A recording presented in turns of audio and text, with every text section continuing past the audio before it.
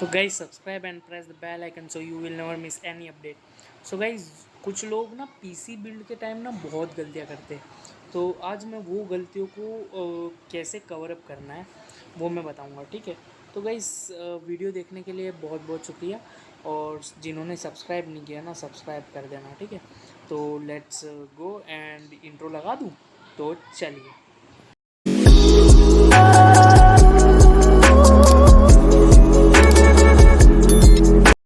So guys आज हम लोग बात करने वाले हैं कि 30K में कौन सा पीसी बिल्ड करनी चाहिए और क्या क्या गलतियां लोग करते हैं। तो 30K के आसपास ना आप ले सकते हो इंटेल में 12th जनरेशन अल्डर लेक वाले जो प्रोसेसर है वो ले सकते हो। 12600 के ले लो, ठीक है। उसमें UHD 770 समथिंग ग्राफिक्स आते ही है, तो वो आप ले सकते हो। अब ना UHD 770 जो ग्राफिक्स है वो काफ़ी लाइक ठीक है, बजट थोड़ा सा अगर आपका है ग्राफिकल लगाने का तो फिर वो उसको आप आगे अपग्रेड कर दीजिए। लेकिन 770 आपको 1080p लेवल की 30 FPS की गेमिंग 30 FPS की गेमिंग सारे इसमें करा देगा। और कुछ लाइक FPS गेम है उसमें 200 FPS तक मिल जाए, लाइक 200 फ्रेम्स पर सेकेंड मिल जाएंगे। 1080p की बात कर रहा हूँ, ठीक है। तो ये प्रोसेसर इतना पावरफुल है, तो i5 का 12600K जो कि अनलॉक्ड वेरिएंट आता है वो लगा लो, ठीक है। और मदरबोर्ड की बात करें तो आसूस का जो है prime B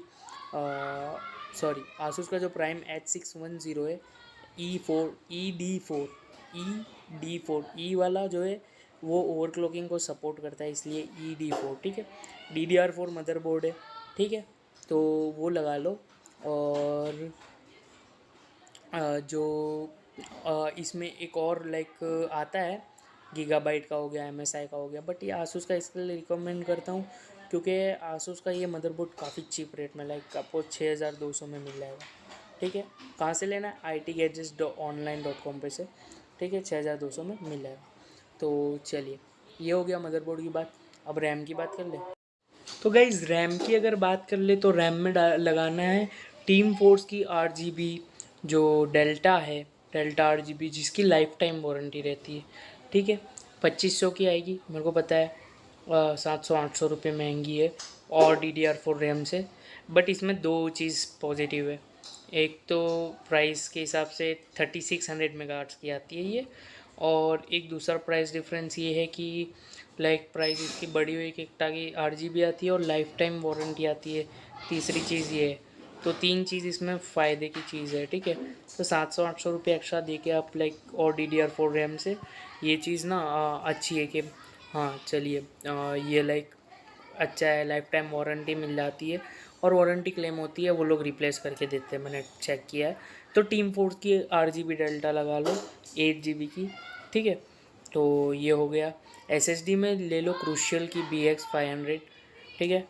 500 GB for OS and 500 GB for extra other चीज़ें लाइक कुछ डालना है, गेम में डालना है या फिर कुछ भी प्रोडक्टिविटी के कुछ भी चीज़ें डालनी है, तो लाइक अनरियल इंजन चला रहे हो तो फिर वो हिसाब से रहता है।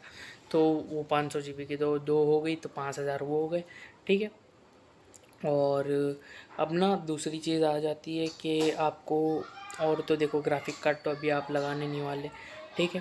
तो ये ग्राफिक कार्ड का तो कोई प्रॉब्लम ही नहीं है कि आप ग्राफिक कार्ड लगाओगे और बजट आपका 50,000 55,000 जा रहा है, तो ग्राफिक कार्ड को तो हटा ही देना है। प्रोसेसर मैंने बता दिया, मदरबोर्ड बता दिया, रैम बता दी, SSD बता दी। पावर सप्लाई कोई भी ले लो 80+ ब्रॉन्ज की, मैंने गलती से एंड टी स्पोर्ट की जो है VS700L वो ले लिए, बट अब ले लिए तो 6-7 महीना यूज़ करूँगा, उसके बाद 80+ तो 80+ ब्रॉन्ज की जो पावर सप्लाई है ले लो। R3 की आती है, ले लो, अच्छी आती है, ठीक है। और दूसरी चीज़ लाइक SMPS हो गया। कैबिनेट की बात करो तो जेब्रोनिक्स का मैंने ले लिया है, 2200 का आया, ठीक है। तो अगर आपको मिनी नहीं चाहिए, थोड़ा बड़ा चाहिए, तो फिर आप एंटी स्पोर्ट के कोई भी ले लो, बहुत सारे लाइक कैबिनेट सस्ते में अच्छे मिल जाएंगे। कूलर स्टॉक कूलर अभी यूज़ करो तो ये 30K का बजट में इतना तो आ जाता है, ठीक है। तो ये 32 समथिंग हो जाएगा, ठीक है आपका। आप इसमें ये हो गया इंटेल की सीरीज़, ठीक है। इंटेल में ये बेस्ट है, तो इसको भी रखो। इसमें 10 कोर प्रोसेसर के आ जाएंगे और 16 थ्रेड्स आ जाएंगे, तो परफॉर्मेंस में तो कोई प्रॉब्लम ही नहीं है, ठीक है इसमें।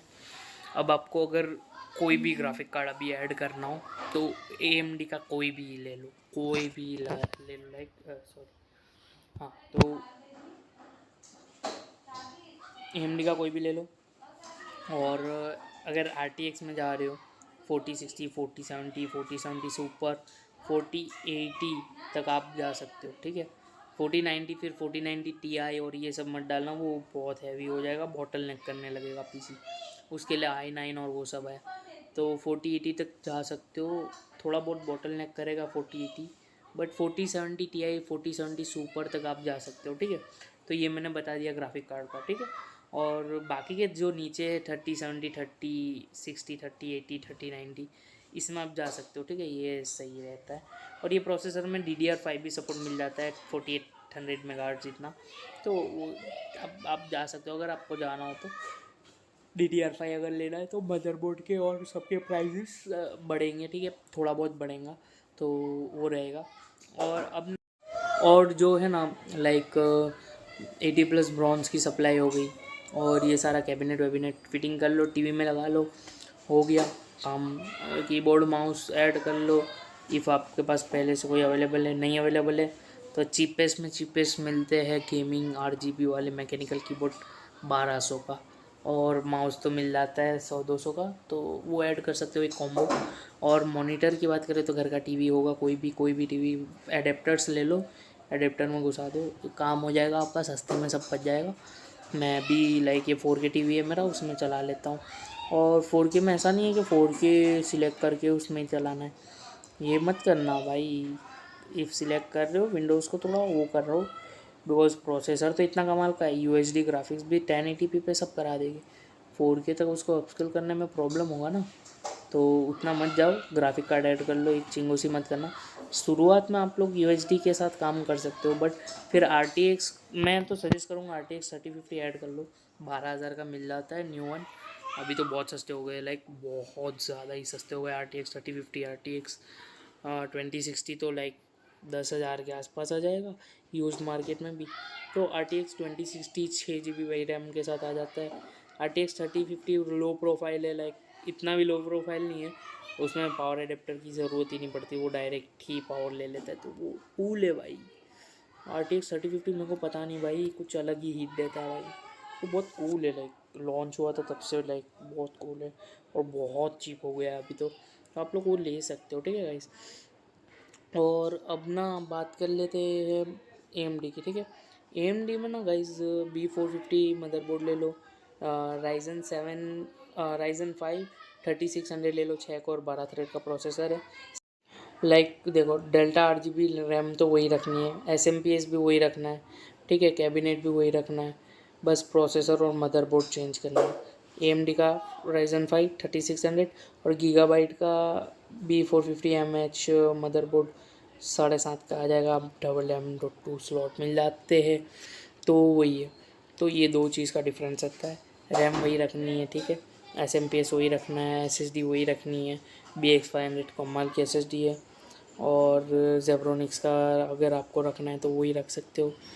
और दूसरा तो सेम परफॉर्मेंस नहीं देगा वो, ऑब्वियसली 6 कोर 12 थ्रेड का प्रोसेसर है, बट उसकी बूट्स गीगा हर्ट्स और जो बेस क्लॉक है वो एफिशिएंसी कोर, और उसमें वो अलग नहीं होते, एक परफॉर्मेंस कोर ही रहता है। और परफॉर्मेंस कोर में भी लाइक 2.8 गीगाहर्ट्ज से शुरू होता है और मैक्सिमम 4.5 गीगाहर्ट्ज तक जाता है। और ये जो इंटेल वाला है 12 जनरेशन का अल्डर लेक 12600 के, वो 4.90 गीगाहर्ट्ज तक जाता है, मतलब बहुत ज़्यादा अंतर है, आप देख रहे हो कहाँ ये और कहाँ वो, तो ये रहता है। और फर्मवेयर का कुछ प्रॉब्लम आ रहा था इंटेल वाले में, कुछ लोग बोल रहे थे मेरे को, तो वो फर्मवेयर का प्रॉब्लम नहीं, कुछ मदरबोर्ड ऐसा इंटेल बोल रहा था, बट अब क्या ही कर सकते हैं, 13 और 14 जनरेशन में प्रॉब्लम है, 12 में तो है ही नहीं, तो आप 12600 के जाओ ना, क्यों नहीं जा रहे हो, 16-17 हज़ार में मिल जाएगा। ठीक है, तो ये हो गया 12,600 के। बेस्ट 30K के बजट में बन जाएगा ये चीज़ है। ठीक है, 11,000 का प्रोसेसर है वो वाला भी, लाइक तो आपका ना अगर AMD के थ्रू जाते हो ये Ryzen 5 3600 लेके, तो आपका ये 25-24 तक बन जाएगा। ठीक है, और अगर इंटेल की तरफ जाते हो थोड़ा परफॉर्मेंस हाइक मिलेगी। ठीक है, हाँ तो AMD की तरफ जाओगे तो परफॉर्मेंस में थोड़ा कॉम्प्रोमाइज़ करना पड़ेगा, लेकिन इंटेल में जाओगे तो परफॉर्मेंस हाई मिलेगी। और परफॉर्मेंस हाई मिलेगी इसका मतलब परफॉर्मेंस कोर्स ज़्यादा है, 4 एफिशिएंसी कोर्स है, 6 कोर का प्रोसेसर है, 16 थ्रेड्स है भाई। तो इंटेल में परफॉर्मेंस ज़्यादा मिलेगा as compare to AMD। But वो हिसाब से प्राइसिंग भी इंटेल की 32 से 35K तक चली जाती है, लेकिन AMD की प्राइसिंग 25K, मतलब 10,000 का अंतर आता है। अब वो चीज़ क्या जस्टिफाई करता है, तो इसमें ये जस्टिफाई करता है AMD की टेक्नोलॉजी बहुत बेकार सी होने लग गई है, और इंटेल की डीप लर्निंग से लेके AI मशीन लर्निंग तक उसका लाइक और भी AI वाला जो फीचर्स है, कुछ इंजन से उसके जो चलते हैं डायरेक्ट X2L साथ, जो उसकी कंपेटिबिलिटी है ना गाइस, वो जो AMD के मेरे को इंटेल, मैंने बहुत ज़्यादा रिसर्च करके इंटेल पे जा रहा हूँ। तो समझो आप ये बात को कि 10,000 जो आप 10,000 डालोगे उसके बदले में जो आउटपुट निकलेगा आप खुद भी उससे सेटिस्फाई रहोगे।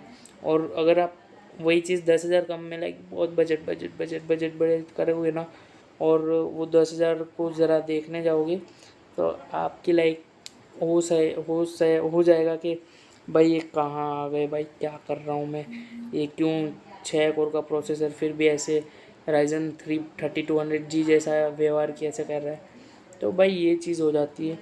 और सेम अगर लेना है तो फिर Ryzen 5 में जाओ, 7600 लाइक समथिंग कुछ ले लो। इफ़ सेम करना है तो 10 कोर का प्रोसेसर करना है तो वो फिर और 10,000 बढ़ जाएगा। ठीक है, तो ये चीज़ कर सकते हो आप। AMD गर्म होगा उतना मेगाहर्ट्ज़ बूस्ट क्लॉक नहीं मिलेगा। सो गाइज यही था आज की वीडियो में। तो डिसाइड कर लो कौन सा है, सारी लिंक डिस्क्रिप्शन में है, परचेज़ कर सकते हो। तो सब्सक्राइब कर देना, बेल आइकन दबा देना ताकि वीडियोस की नोटिफिकेशन आ सके। चले गाइस, बाय बाय। और मैं फिर भी लास्ट कंक्लूजन यही दूंगा कि इंटेल की तरफ जाओ। ठीक है गाइस, 10,000 जस्टिफाइड करता है। Bye bye.